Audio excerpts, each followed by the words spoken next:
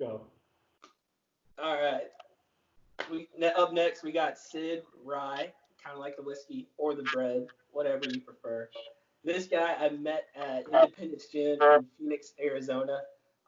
This guy is your bodybuilder's bodybuilder. He knows way too much about way too much. So I'm super happy to have him. Last year, I think you did junior nats, right? And performed extremely well. I was rooting for you. So it's only natural that, you're up next on the show. So Sid, welcome. Thanks for coming. Thanks for joining. Hell of an introduction, man. I appreciate it. Thank you for having me.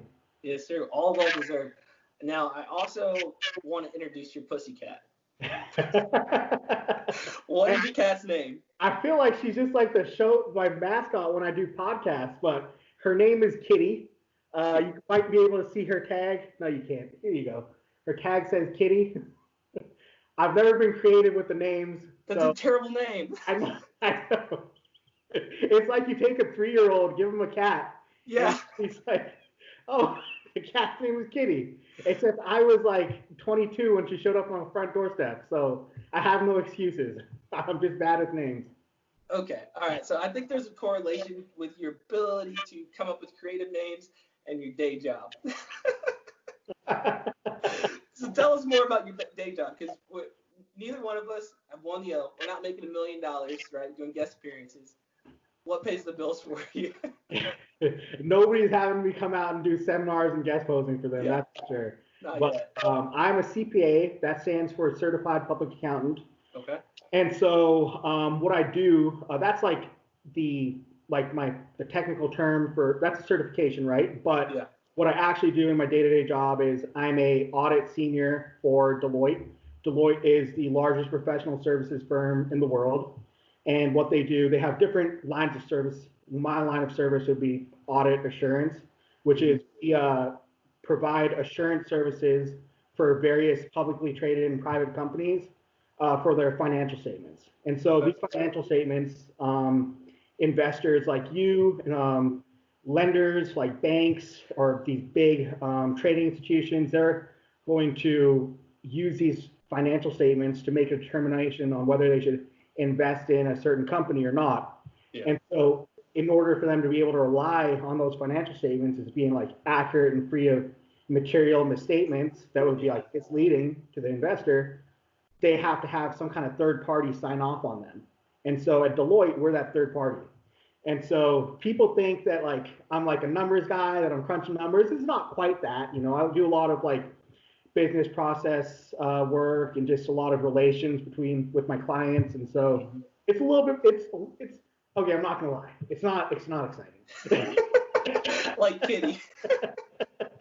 It's not exciting, but it's a good living and I do enjoy it, and I'm proud of the work I do. And I think I'm doing something to help the community. So hey, we appreciate you, because I think most of us have day jobs and got 401ks or Roth IRAs or IRAs. And we're investing, so without your work that you do, we'd be investing in shady ass companies, and we'd have another Black Tuesday where the stock market crashes because everyone's lending. Exactly, man. It's funny. Like I think that it's rare for guys like us to have. You said 401ks and Roth IRAs. Like not a whole lot of bodybuilders are looking after their retirements that way. I think we're kind of in the minority, so it's pretty good that there's guys like us who are just, doing. So next time we'll do a financial seminar. Got our agenda for our next podcast. Bodybuilding 401k. Yeah. So you don't spend all of your money on supplements and food. Yeah. Exactly. Well, that's awesome. And to give us and the listeners a little more context, you're kind of famous, bro. You kind of are. You just are. You run a form. All 2,500 of my followers, huh? On Instagram, have me famous. Yeah. Okay. So, pretty much what I do in terms of bodybuilding, I'm just a competitor, just your average like regional level, national level competitor. I do know like a fair bit about the sport. I've followed bodybuilding for years. And it's something that I treat kind of like an actual sport, professional sport. Like people follow the NFL or the NBA, and they know the stats and they have their favorite players and they know the history of the sport. I'm the same with bodybuilding, you know. And so for that reason, if you're familiar with Maximum Muscle Report, which you are, I don't know if your viewers are, but it's a bodybuilding coverage website and bodybuilding coverage company, and they put out various content in the form of like podcasts, videos, and so one thing that I do is I help out my buddy Nate Spear, who's a national level bodybuilder, who's probably gonna get his pro card this year. Shout out Nate Spear. All right. And so both of us, what we do is we run the Facebook page for Maximum Muscle Report, and so it is a Facebook page that we call Bodybuilding by Bodybuilders, and the focus is to just talk about the competitive side of bodybuilding. So a lot of bodybuilding forums are more based around like the X's and O's of bodybuilding in terms of like diet discussion, supplementation discussion, training discussion. This is purely about the competitive aspect, show results, what our predictions are for shows, things of that nature. And so in that sense, I have a lot of, I'm a useful person there because I have a lot of knowledge of both the current pros and prior pros. And then also, one of the other things that I've done on occasion for Maximum Muscle Report is they host the King's Court, which is about a weekly, semi-weekly video show that they have run by George Brown, who's an IFBB pro, one of your compatriots. And so sometimes they'll have me on to discuss bodybuilding. So that's a lot of fun because, as you know, I'm a bodybuilding nerd. Yeah. So like Sid is your bodybuilder's bodybuilder. The dude knows way too much. I remember he was on another podcast I was listening to like last year, and I was telling this earlier. He brought up how William Bonac came in for the last 3 Olympias, and I was like, who in the world knows this information? I can barely remember like what I ate yesterday, and this guy knows, you know, the muscle separation of William Bonac, who plays second and third and fifth. Yeah, it's if I was this good with like every other aspect of my life, I'd probably be a lot further, but we can't help what we're obsessed with, right? I hear that. That's awesome. I think most people do know about Maximum Muscle. I mean, those are the guys who really inspired me to do something like this. And those other shows like Muscle RX, I think what they do is amazing. But I also recognize there needs to be a platform for everyone else who hasn't won the Olympia title just yet. Yeah, I think that's great. Like what you're doing. It's what used to be the case was when muscular development was around, they do a lot of focusing on amateurs and like lower level pros. And so not as many people get that anymore. It's nice to give like hardworking guys some recognition. Yeah. They deserve it. They work hard. They do. And it feels good to be recognized. I think you deserve it too, bro. Like last year at the Junior Nats, I know you, so I was rooting for you, and I still don't know how you lost, and I'm just like pissed at the judges. Boo got you in stupid, and I was like, what the hell? Like what? So I'm super excited for you. If those of you guys don't know Sid very well, his background, you're from India, right? Yeah, I was born in India. Okay. So from age 8 to 10. I don't know if I've told you this before, but welcome to America. Hey, and also, you saw the news about on May 29th, I got my citizenship. Yep. I'm a U.S. citizen. Round of applause, everyone. Welcome. My flag. Pay your taxes. Buy a gun. I don't know, whatever rights you want to participate in. Please vote. I'll be voting. Don't worry. I'll be voting. Thank you. So for that reason, you were kind of unfairly limited to the national level shows that you could have participated in last year, right?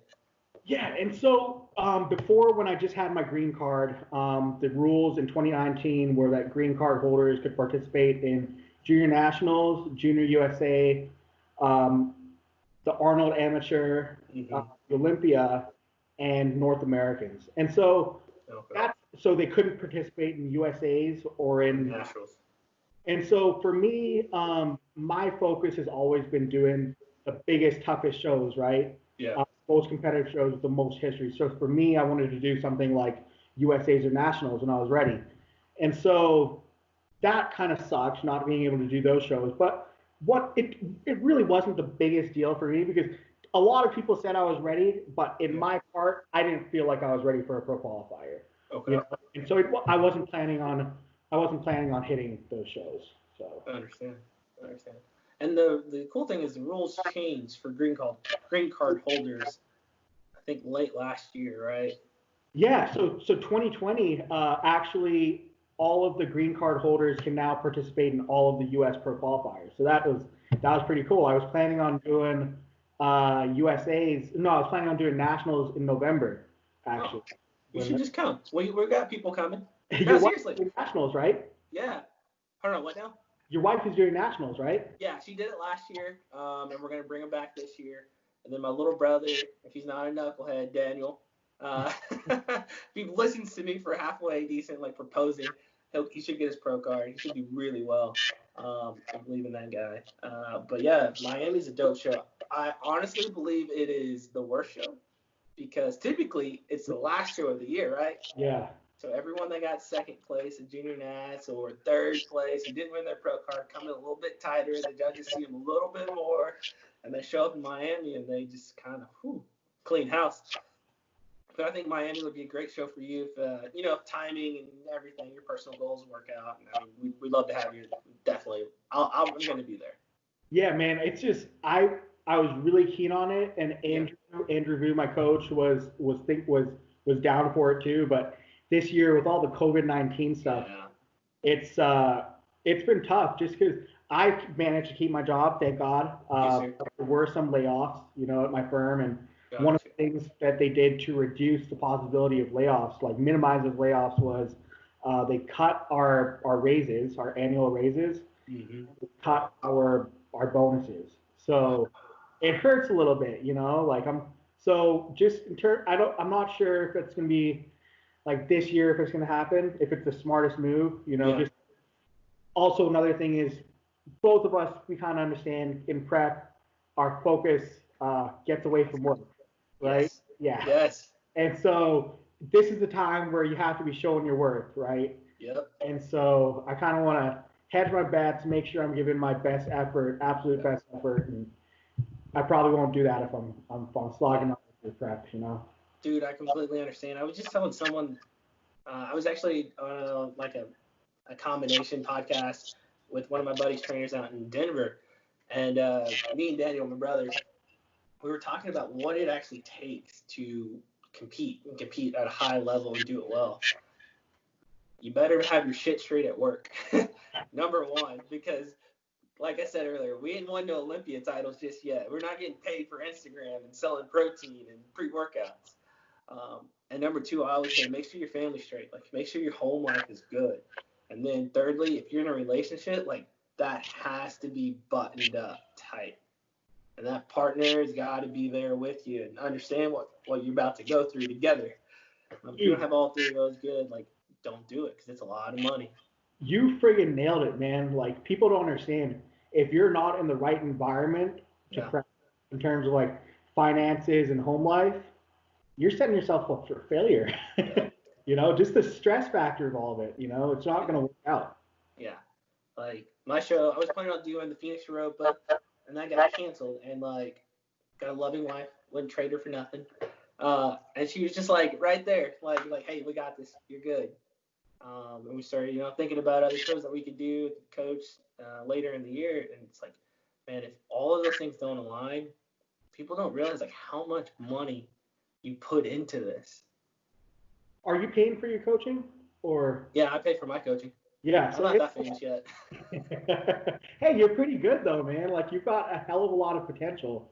So a lot of times people are not like saying, "Oh, you need a new coach." I've got some areas of opportunity I'm working on.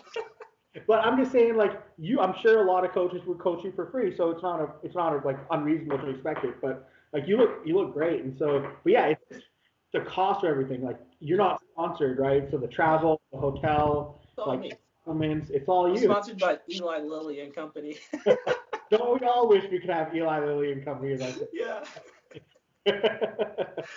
No, I pay for my stuff, and like my coach, like, we're ride or die. Like, nah, like, yeah, I wouldn't imagine switching coaches, and I don't really imagine getting myself too many sponsorships.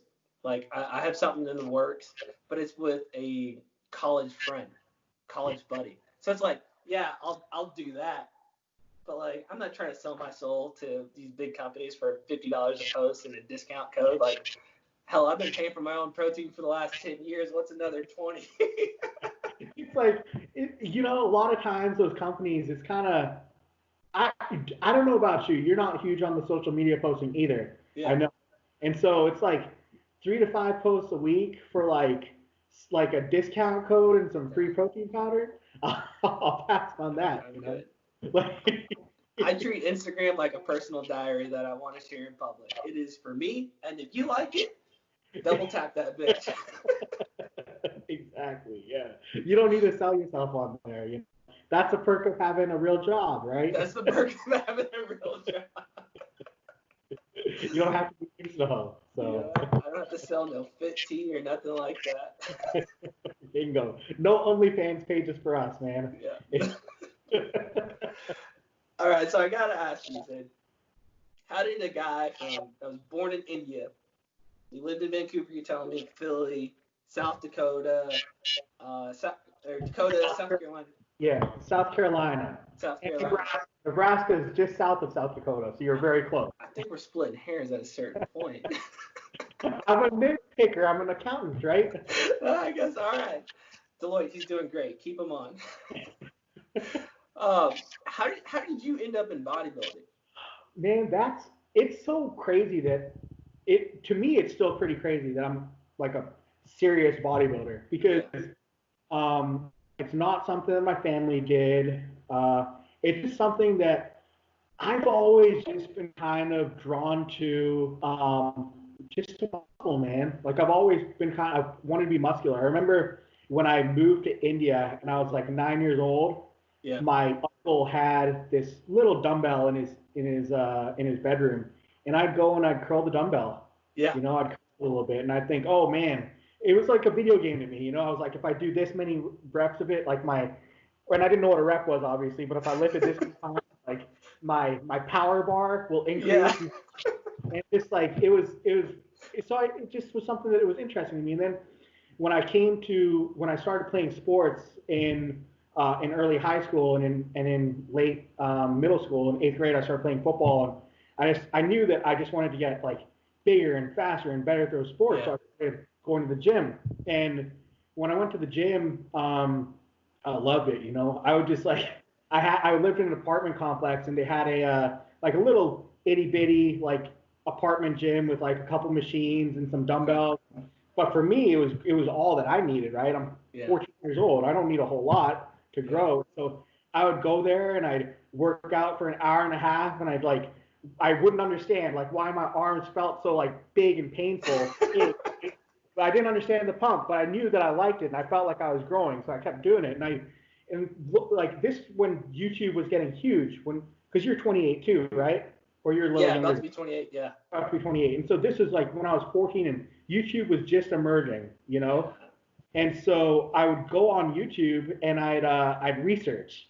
I just like look up these different bodybuilders or I'd look up exercises and then I'd stumble across that like YouTube rabbit hole and I'd end up with bodybuilder videos and I was amazed. I remember watching videos of Ronnie Coleman's the incredible 800-pound squats. 800-pound squats and doing the dip machine with like 5 plates on there. Like I was amazed. And so and then one of my my PE teacher, he had this Arnold's Encyclopedia of Bodybuilding in his room, right? In his classroom. And so every PE class that we had like in the classroom, I would run through that thing and I'd be looking at these guys and I saw Nasser El Sambati, right? The Egyptian with glasses. Yeah. And I was like, hey, that's a brown guy with some glasses. I'm a brown kid with some glasses. I can do it too, you know? It's not just like these huge black and white guys. Like, somebody who looks like me can do it. And so it's just been, and then I grew into it, but I never had much confidence that I could actually be a bodybuilder, right? And so, but I was lifting seriously, and eventually I went to like a serious bodybuilding gym called Metroflex in Phoenix. Yeah. And I was just like, you've seen me in the gym. You've seen how I dress. I'm always covered. I've seen you in the gym. I was afraid to approach you for like 3 months. I was like, fuck, I know this dude's like a bodybuilder, but damn, he's scary as hell. If you've never seen Sid in the gym, his shoulders are like this. Like, think of a kettlebell on each side. He's always wearing a shirt that fits him, but barely. And he's a bodybuilder. I want to remind you this. He's a bodybuilder. 9 times out of 10, he's wearing board shorts. I do wear board shorts. but I stay covered up, right? Yeah. Always covered up. And so that's the thing. But people at that gym, Metroflex, it's a serious bodybuilding gym. Very serious, yeah. They still could tell that I was that I took it seriously. So I would never pose. But then one day I went into the posing room. You've been to the posing room. The one with the glass? Yeah, with the mirrors, I mean. Mirrors, yeah. Yeah, it's great lighting, by the way. I went there right before I went to Nationals or Universe, and I was like, oh, shit, I got a chance. Dude, the lighting there and the lighting out on the gym floor will have you thinking, like, you're something serious. Yep. But I ran in there, and I was just doing some posing, and I had the door closed, and the gym owner's wife had told the gym owner, Josh Barnett, that I was posing. So they came in and barged in on me to see how I was looking. And they're like, man, if you did the Phoenix Europa, right? Yep. 12 weeks, you'd win the whole thing. And so I was like, well, okay. Like, this is somebody who's, like, pretty experienced in bodybuilding. Yeah. He has no reason to blow smoke on my butt, you know? And so I was like, okay, well, maybe I'm not that bad. You know, maybe I could be a legit bodybuilder. But at that time, I was studying for the CPA exam, and so it wasn't feasible for me to do prep. And so the next year I came back, I did the show, and I won the overall, you know, back in 2017. You have so much patience. Yeah. By the way. You talk to kids nowadays and be like, I want to get my pro card. I'm going to get my pro card. And it's like, hold on, Pippin, like, slow down there. It's crazy to me, man. Like, back in the day, you had guys that, like, competed that would win a national level show. They win USAs, and they wouldn't win their pro card. They wouldn't win their, just because the standards were so different, and it wasn't easy to win a card. You know Big J out in Texas? Big J, Big Extreme, whatever? Yeah. Yeah. So my town, Red Oak, Texas, he's from, right? The guy's massive and real. He's just great athlete. He would have won 10 pro cards by now if he was born later. Yeah. Never turned pro. Just because he came up with the Branch Warrens, training partners, Ronnie Coleman. Like, he came up with that era. And it's like, that sucks. Yeah. It was just different, man. These were just guys. The standard was different, you know? Yeah. Like, the number of guys that didn't turn pro, that could have turned pro and been good pros, is just innumerable, you know? It's a different time, but. Definitely. Man. All right, so we're bringing it back to the past a little bit. All right. One of the big things that you talk about and everyone and their mom talks about on YouTube, hey, kitty, is conditioning. Today's conditioning versus the past conditioning. Like, what is there really much of a difference? Or were they just, like, freaks and they all existed from 92 to 2001? Dude, the whole, like, I'm just going to say this. The level of body fat in, like, the most conditioned guys these days is so much lower than in the 90s. Like, people are getting to much, much lower body fat levels than back then. Like, I'm not quite sure. What we saw back in the 90s, in my opinion, was, like, the photo quality was different.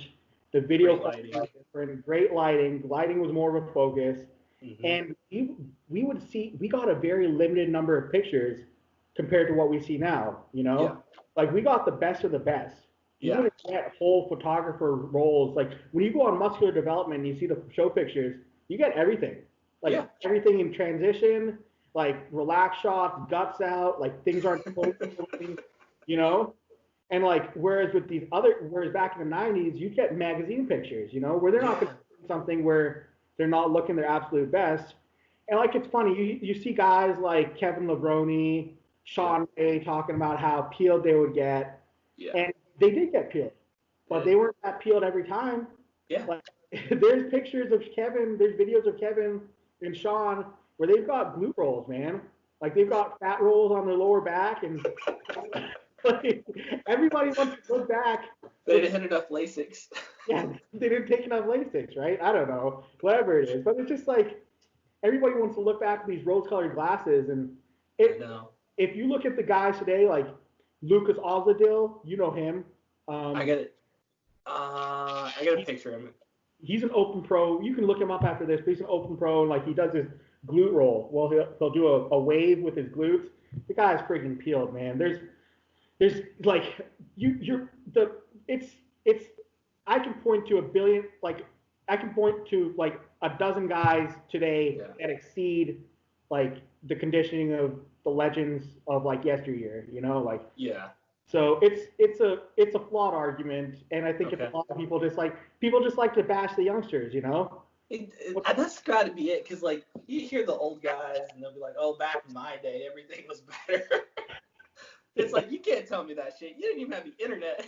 Yeah, they were walking to school, going uphill both ways, like through the snow and then through the heat on the same trip. It's like, get out of here, man. Yeah. Like, we got Uber Eats nowadays. Like, you can't compare this to that.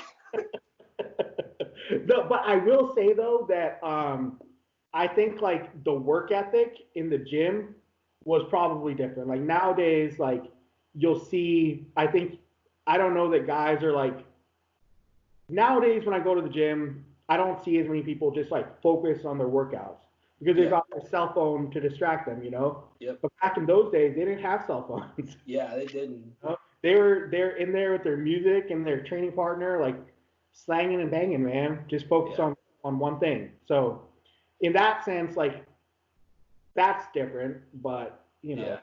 That's kind of how I practice or go into the training sessions for myself, is like, you know, that's the time Instagram definitely stops. It is if you see me on my phone, it's because I'm looking for the next song. Yeah. Right. But for some reason, like, I'll say this, I am not lifting as much weight as probably the guys in the past. Or definitely not. I'm not that strong. I never will be. I'm okay with that. But I'm very cautious with the weight I pick up. And I think a lot of it has to do with protecting my body. Right? I was just watching the video Joe Rogan and Ronnie Coleman did. And it's like, I know she herniated his disc, bulging disc, left and right. But it's like, I don't want to end up like that. So yeah, I'll pick up the 20s and rep that shit out, and, you know, try to concentrate on the muscle more. I don't need an 800-pound squat. My wife thinks I'm pretty already. She's not gonna love me anymore. Yeah, it's one of those things where, like, is the juice worth the squeeze, you know? Yeah. And for Ronnie Coleman, he'll tell you all day there was, you know. Yeah. But is your priority to be an 8-time Mr. Olympia, or is your priority to be the best competitor you can be, and then be able to enjoy life with your wife and your kids? Yeah. You know? And like, not have to crutch around kids everywhere, to be able to like have an active lifestyle. So it's all about priorities. Definitely. I like how you put that. And brings me to a question. Well, how do you walk into a training session? I think I know how you walk into it. Very angry. It's not even like an anger thing, you know? Like, and you train very seriously too. Like, I don't see you fucking around on your phone when you're at the gym. Like, I see you talking to your wife a little bit, but you train seriously, you know? But like, for me, it's probably, the term I would use is focus, right? Yeah. And so I come in there and I have a game plan. Matt Jansen, you're probably familiar with him. He's been very nice, and he's helped me with my training. And so I have a plan for what I want to do in terms of the lifts, and I have a goal for the weights I want to hit. Yep. And then I'm in there, like, and I'm nervous, you know? I'm nervous about whether I'm going to hit those lifts. And I'm nervous because I know, like, love it. If the weights I'm going to be lifting, like, there's a good possibility that I could hurt myself, you know? Like every time, like if something goes out of groove, I could tear a pec. If I come down too quick, I could blow a patella on a squat, you know. And so like every single when you're pretty strong, when you're like a 240-pound bodybuilder, you're lifting decent poundages just by the nature of it. And so like anytime anything could go wrong, and you know, and it could be like and it's not like being a powerlifter where you can tear a muscle and you come back and like as long as the muscle heals, you're good. You know, you keep lifting. If you tear a muscle as a bodybuilder, you're done. You're done. You know. I don't care what you try to do. You're done ski. Yeah. Dude, I understand. It's like you talking about being 240 pounds and, you know, using that leverage to lift up mass amounts of weights. But your tendons aren't growing at 245 pounds. Yeah, there's only, and like I'm one of those guys, I'm a very small framed guy. You know, my wrists, like you're naturally very skinny too growing up. And so we have these small frames with, like obviously you've got great shoulder width and great clavicles, but like our knees, our wrists, our ankles, you know, we're not built like Ronnie Coleman. Yeah. Only Ronnie Coleman's built like Ronnie Coleman. Exactly. And so guys like us, you know, we got to be careful. And so, but I go in there and like, for me, I'm not there to chit chat or to socialize, you know, because I just want to, because every single time I'm in there, you know, I'm thinking about my loss last year. You know, I'm thinking about all these like where I want to be when I'm lifting the weight. I'm thinking about where it's going to take me. You know, and so it's hard for me to go in there and just be having a good time and smiling in between my sets and talking to everybody. For me, I'm not at that point where I can switch it on in between sets. You know, I still have to keep locked in the whole time for me to have my best workout. Holy shit, I was right. When I said you were the bodybuilder's bodybuilder, like that right there just embodies it. Like I'm definitely focused, locked in for the set, and then that's it. And then you actually brought up something I really love, because like when I'm going heavy, when I'm lifting with a partner, especially on bench or big back pull, if we're doing something like that, I do get nervous sometimes, and I love that. I can't believe you said it, because I thought I was the only person that gets nervous on some of these lifts. And it's weird because you're nervous, but you're also excited. Because you love to do it, right? You love to lift, you love to train, and you love to get better. But at the same time, you're like, am I going to be able to lift this? This shit's heavy. Am I going to die? Like it should be a little bit scary, you know? Like, and on leg day, I know that for like when I go home for the rest of the night, I'm going to be like laid on the floor, you know, like in pain, like from my feet to my mid torso is just going to be like sore and hurting, you know? And so it's just like, you just got to look for, it's nerve wracking. Yeah. I've trained legs with I think just one actual bodybuilder, Justin Carpenter out in Indianapolis, and man, like I got home 2 hours later, I got Charlie horses. I'm like just walking around like galloping, I'm like, oh shit! I'm yelling at my wife, get the thermogun, get the gun. She couldn't get it fast enough. I was like fucking dying. Oh my god. So if that's what you guys go through consistently, I am glad that my quad insertions are not that great, and I can stay in board shorts. Hey, but you rock it, man. Like you got a perfect men's physique look. You know, like you obviously like. The thing is, like, certain looks don't necessarily translate across the divisions. Yeah. Like if you put Phil Heath in board shorts, even scaled down, he's not going to be a fantastic men's physique guy. Yeah. You know, structurally he's not that great, but structure is so important in men's physique, and your structure is perfect. You know, Thank you. Yeah. You've got the tiny hips, you've got the wide clavicles, your back is put together perfect. You know, and like you've got great delt caps, so. It's just I'm actually related to Ronnie Coleman. We're like second cousins. Are you really? Yeah, like legit. I've never met the guy, but wow. Red Oak, Texas, and Arlington is like 20 miles at most. No way. Not even that. Okay, look at you. So you got a little bit of a pedigree. I got a little something. Not much. Metroplex in Arlington? I haven't. My brother's been. He says it's a shithole. It's dirty. I've heard it's just a mess, man.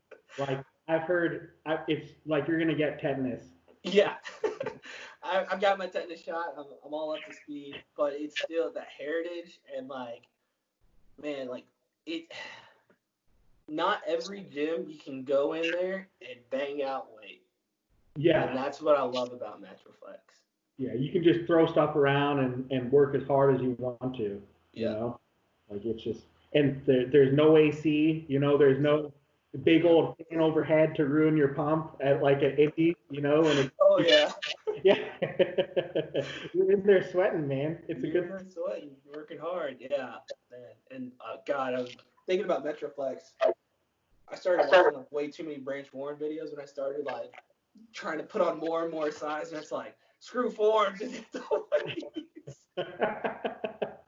Branch, Johnny, Ronnie, none of those guys like to keep it tight, man. No, like they are not the best influences sometimes. I've worked for them, so you can't fault it, you know. Yeah, not at all. I'm the biggest fan. I'm one of the biggest fans. I love what they did. You brought up something really cool though, about the different divisions, right? Fitting in your division. Do you find it hard, or when you see guys that are trying to be something they're not? Does that happen a lot out there? Yeah, dude. Like with the now that they've come out with classic physique, right? I so let me first say that like I think there's room for all three divisions. Like people that should be MPD, there's people that should be classic, and there's people that should be bodybuilding.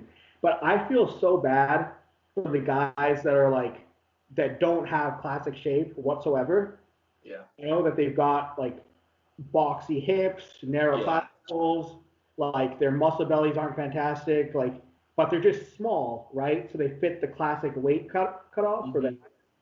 And they're trying to do classic because you will never ever be successful doing doing that, you know? No. Like the way for what you need to do is like and the other like what they need to be doing is growing more muscle to hide those genetic flaws, right? Yeah. Like the best way to hide your poor genetics is to get bigger. Yeah. Right? Muscle usually is going to look better. More muscle you typically look better to a certain point, obviously, but most of us. I can't stop thinking about what you just said. The best way to hide genetic flaws is to get bigger, and that is so true. I got to high school I was 4'11" and 92 pounds. Wow. Oh my God. And I played football, right? And I ended up starting freshman year, right? Did you really on varsity or freshman? No, freshman. Oh. Calm down. Calm down. But I say all that to say, like, yeah, I was like, man, David, you may be short for the rest of your life. You may not be growing this way, but one thing we can't do is grow this way. You did grow though. You're what, like 6 foot now, right? 5'11"? No, but yes. Hey, you're married. You can be honest with the height now. You don't have. I can be as tall as short as I fucking want. This girl ain't going nowhere. You hear that? No, but I think what you said is perfect. Like, there's room for everyone in divisions, and I'm super glad to see it. Like, we were even working through it with my brother, right? He started off men's physique, then wanted to develop into classic, and he's got some great insertions. But the dude, it was so funny. Last year at Battle of Texas, I think it's a great show, by the way. I think everyone should do it if they have an opportunity. Happens at the end of the year. But he went up for classic. Coach, we have the same coach, brought him in for classic. Looked great. But some of those guys were just hitters, right? One guy named Ford, another guy named Blaze, that trained out of that guy Blaze is fantastic, man. Blaze is a future pro. Very good. Yeah. Yeah. He just, and the crazy thing was he just came from Miami Nationals, I think. Him and Ford. So they just got back from Nationals, and they're posing. I forget who their posing coach is, but he works at a destination. Same guy with Tony, who won the overall at Universe. Dude's massive. Tony Tavares? Yeah, something like that. Dude's massive in real life, in pictures, all over. just a massive ass human being. But their posing is phenomenal, right? And then my brother Daniel gets up there and he does great. Ray Baker's the coach? Ray Baker, thank you. Yeah. Does great. With my bodybuilding brain. Yeah, that bodybuilding's always turning. Sid's going to be our bodybuilding historian. I'm just going to say it right now. We're going to make a bodybuilding hall of fame, an actual place. And yeah, we're just going to sit you there. Your new home. But I say that to say he didn't do as well as when he got in some board shorts and I worked with him for 5 minutes backstage to pose. 5 minutes. And the guy gets on stage and wins his class and goes up for the overall and should have won the overall. But his posing needed a little bit more work. But it's just crazy to think like you have your home and let the judges tell you where that is. Yeah, I mean, I think that makes the most sense, like to just go where you belong. And like, but sometimes people don't understand where you belong, you know, and they think it's different. Like this conversation out of context sounds horrible, by the way. Yeah, I know that sounds terrible. Yeah, it does. But it's one of those things like, you should go. There's merit to saying that somebody should do what they want to do. Yeah. You know, like go where their heart is, because at the end of the day, we compete for ourselves, right? Yes, sir. Like we have to be happy posing the way we want to, etc.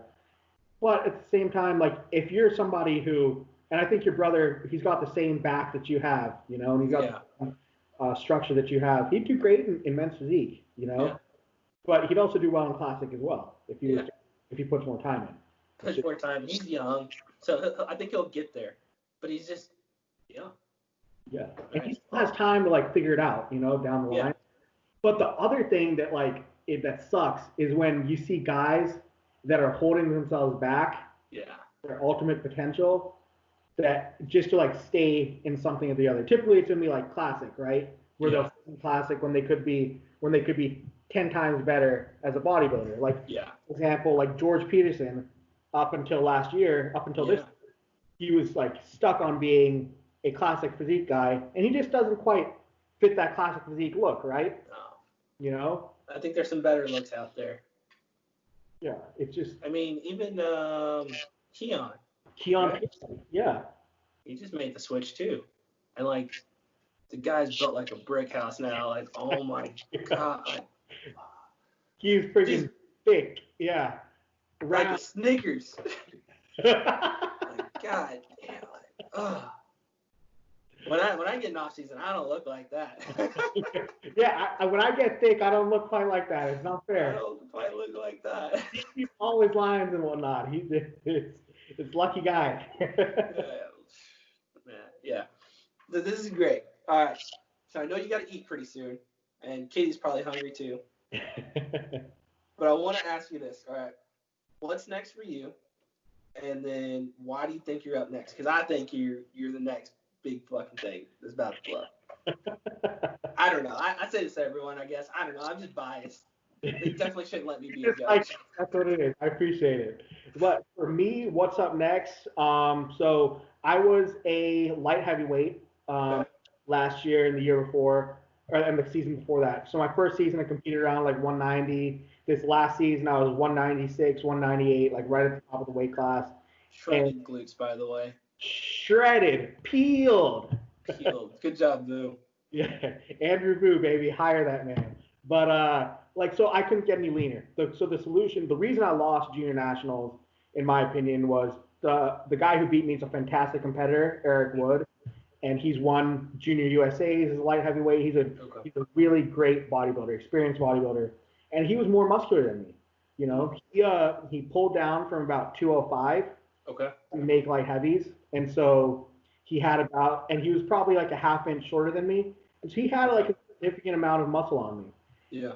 And I just needed more muscles, you know. And it's one of those things where I'm not bitter about it, you know. I think I knew from the get-go that my best physique is going to be as a heavyweight, and that's bodybuilding to me, you know. It's not about just like staying in one weight class and trying to seek out a pro card. It's about improving and seeing your ultimate potential realized. And so for me, that's going to be in the heavyweights. And so this past off season has gone fantastic. I've put on some pretty significant size gains. Like I changed some things with my training. I got with Matt Jansen, who's like a really good training specialist who helped me out quite a bit and changed up my technique on certain lifts. And then I changed my supplementation, and Andrew's just been pushing food harder than I ever had before.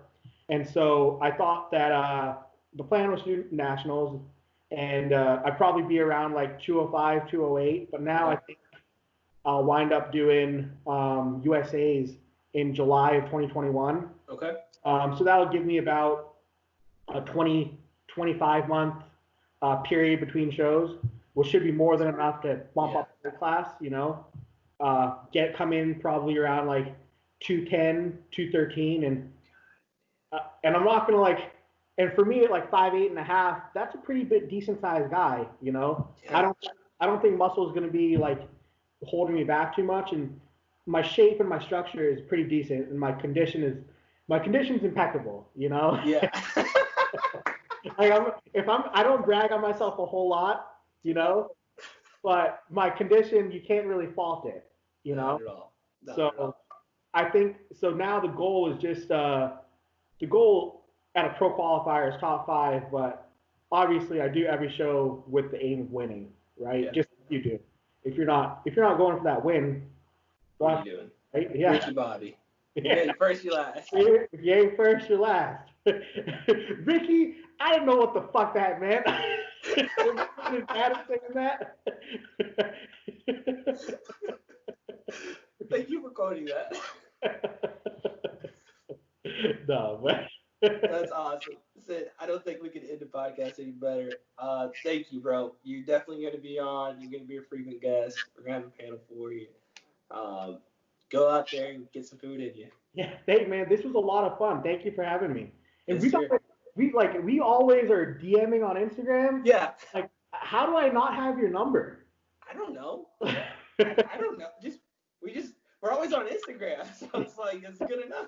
I'm a little better at replying on Instagram, honestly, is the thing. So, but yeah, next time you're in Phoenix, man, we gotta hook up. It's been too long. It's always good to chat. I don't train legs with bodybuilders, so. We can just go out for lunch or something, man. It's fun. All right, cool. Thanks, brother. Sounds good, my man. I'll talk to you later.